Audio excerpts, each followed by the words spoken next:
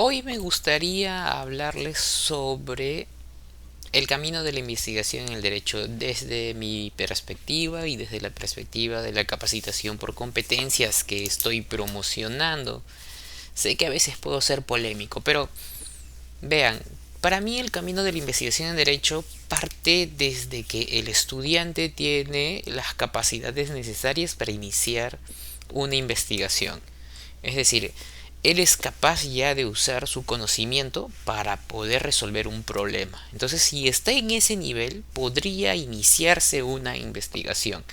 Ahora, como dije, la función de la investigación es resolver un problema, por lo tanto, no podemos iniciar el camino de la investigación buscando un tema. Eso era lo que desde que inicié este proyecto paro promoviendo, ¿no? Porque cuando empieza la asesoría en los talleres de tesis donde te piden lo primero es tráeme el título de tu investigación y a mí me parece terrible, ¿no? ¿Cómo me van a pedir el título de investigación si todavía no sé a qué me voy a acercar a solucionar? Entonces, el camino de la investigación en derecho parte de encontrar un problema.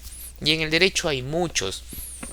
Después de encontrar ese problema, tienes que evaluar si puedes resolverlo, es decir, si tienes los conocimientos suficientes. Después de evaluar si tienes los conocimientos suficientes, es decir, si puedes observar ese problema y ver qué partes tienen, si sabes eh, la normativa, si sabes, no sé, de repente la doctrina, distintas doctrinas, etcétera. Es decir, si conoces sobre el tema, ese es lo primero que debes garantizar. ¿Por qué? Porque eso va a revelar la forma en la que vas a abordar tu observación.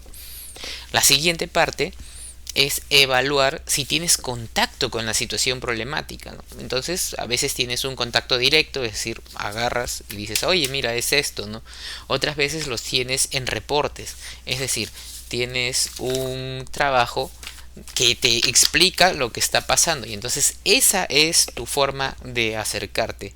Lo peor de todo que te podría pasar es de que no tengas ninguno de esos dos y es ahí donde a veces las personas empiezan su investigación y su situación problemática está en sus mentes nada más. No hay evidencias del problema. Entonces, para recorrer este camino tienes que tener un problema que pueda manifestarse de alguna forma y que tú tengas evidencia de que existe ese problema.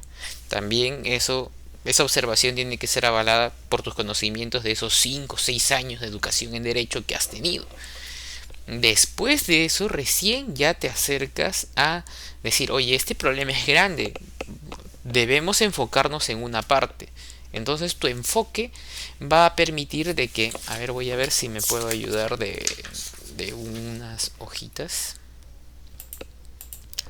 A ver, si tenemos el problema que es de este tamaño, pues uno no va nunca a poder abordar todo eso. Lo que va a hacer es ver cuáles son las partes que lo conforman y normalmente cada una de esas partes es una dimensión del problema. Y uno siempre tiene una afinidad hacia una parte de esas dimensiones, ya sea por la parte cognitiva, ya sea por la parte valorativa que uno quiere, ¿no? Entonces uno elige, dice, este va a ser la parte del problema que voy a solucionar. Entonces, cuando tú haces eso, ya lo estás ubicando. Ubicación. Tienes tu ubicación. Ese es el primer paso. Cuando tienes tu ubicación, de ahí tienes que pasar a la siguiente parte, es decir, esto lo extraes. Entonces tienes de nuevo, a ver, voy a cambiar de hoja. Tienes ahora, vamos, esta es la parte grande, y aquí tienes tu problema ubicado. Ahora tienes que dibujar el perímetro. Ese se llama la delimitación. Entonces tienes ahora que decir cuáles son los límites que van a determinar tu enfoque. Y una vez que has determinado tu delimitación, tienes que pasar ahora a la siguiente fase. ¿Cuál es la siguiente fase? La determinación, es decir, indicar los elementos que tú consideras relevantes. O sea, vas a presentarlos todos, pero tienes que escoger los que tú consideres relevantes para tu investigación. Normalmente ya son las categorías de análisis. ¿Por qué? Porque a veces vas a agarrar categorías de la categoría dependiente, que es el que va a recibir los efectos, la categoría independiente, que es el que produce esas situaciones que transforman a la categoría dependiente, y también las categorías de relación, es decir, la relación que hay, supongamos, entre partes de estas categorías que has encontrado, y también el contexto.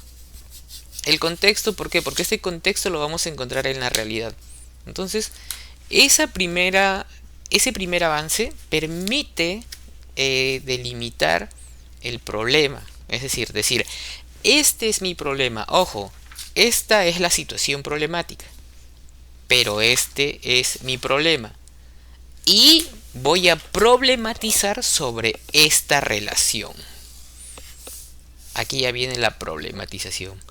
Problematización. Entonces, cuando ya tienes la problematización, ya puedes empezar a soltar tu hipótesis. ¿Cómo voy a solucionarlo? ¿Cómo es mi pregunta y cuál sería su solución, ¿no?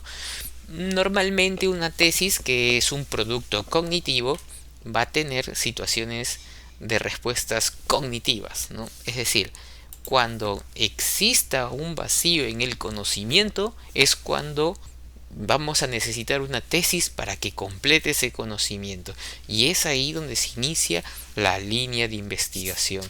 Una vez que tienes esto, volvamos aquí a... Una vez que tienes esto, ahora tienes que ver en qué parte se encuentra su línea de investigación. A ver, entonces, la línea de investigación es el conjunto de investigaciones consecutivas que resuelven un problema. Normalmente parten de la observación, descripción, correlación, etcétera, etcétera, hasta la aplicación. Y empieza con la exploración. A veces tú te vas a dar cuenta de que hay trabajos que ya han resuelto y aquí se encuentra el vacío. Entonces tú vas a tener que desarrollar ese e indicas, este es la parte de la línea de investigación que yo voy a desarrollar. Y cuando eliges eso, eliges también otras cosas, como que todo esto son tus antecedentes.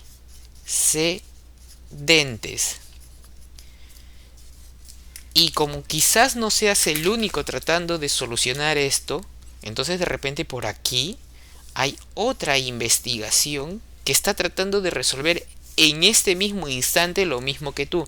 A esa investigación se le conoce como el estado de la cuestión. ¿Se dan cuenta? O sea, volvemos a los papelitos ya. Situación problemática, problema, problematización. Después de haber delimitado y determinado tu situación problemática, después ubicas tu situación problemática y con esa situación problemática determinas los antecedentes y el estado de la cuestión. ¿Cuándo no tienes antecedentes? No tengo antecedentes normalmente cuando estoy aquí, cuando estoy iniciando la exploración. De repente puedes tener estado de la cuestión, sí, porque hay otra exploración que está haciendo lo mismo y tú no te sientes conforme con su avance y por eso lo vas a empezar a criticar. Eso es lo que ocurre para iniciar el proceso de investigación. Ojo, hasta aquí todo lo he hecho con mis conocimientos personales, es decir, con lo que yo he aprendido durante todo el tiempo en la universidad. Si yo tengo muy bajo mi conocimiento de este tipo, pues tendré problemas. Pero si lo tengo alto, pues entonces podré hacer una buena observación. Y estamos llegando a los 10 minutos. Me despido, nos vemos en la parte 2.